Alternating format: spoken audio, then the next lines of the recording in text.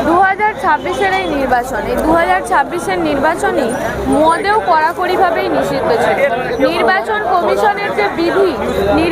কমিশনের বিধি অনুসারেই যেটা বলা হয়েছিল, প্রথম দফায় ভোট 23শে এপ্রিল।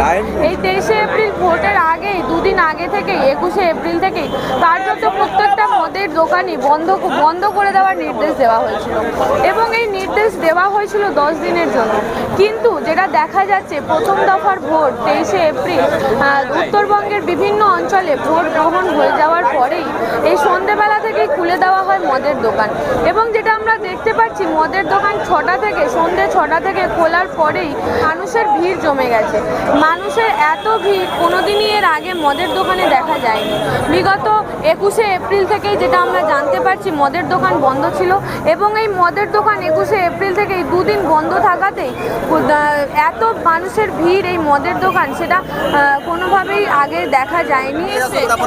এখানে কি কিনতে এসছে? এখানে আমি বিপি কিনতে এসেছি।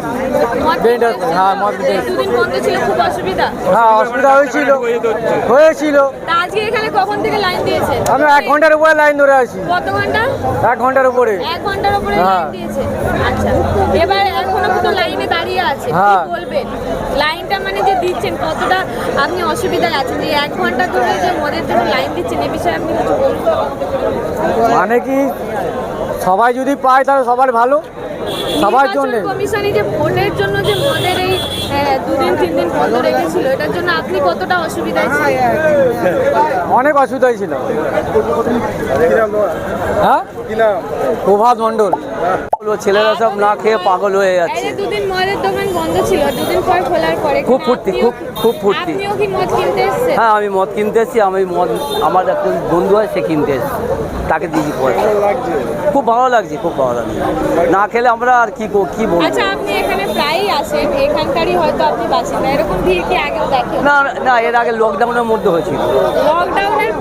লকডাউনের পরে স্বাভাবিক অবস্থাতে কি এরকম ভিড়? না, এরকম ভিড় দেখা যায় না। এইটাই আজকে কদিন বন্ধ থাকার জন্য আজকের এরকম ভিড়।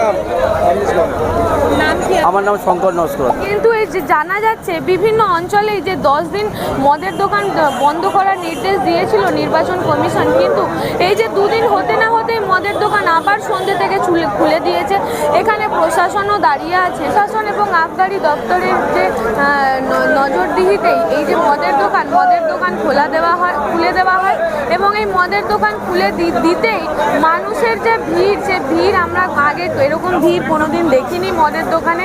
কার্যত এই মুহূর্তে আমরা রয়েছি কোনা হাই রোডের যে ঠিক একটুখানি এগিয়ে, কোনা হাই রোডের যে উল্টো দিকে যে মদের দোকান, সেই মদের দোকানেই রয়েছি এবং দেখতে পাচ্ছি এখানে অসংখ্য মানুষ যে জমা হয়েছেন, তারা প্রত্যেকেই এখানে মদ কিনতে এসছেন।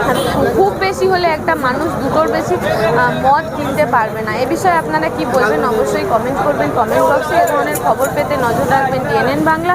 ডিএনএন বাংলা, সবার মনে সবার ফোনে।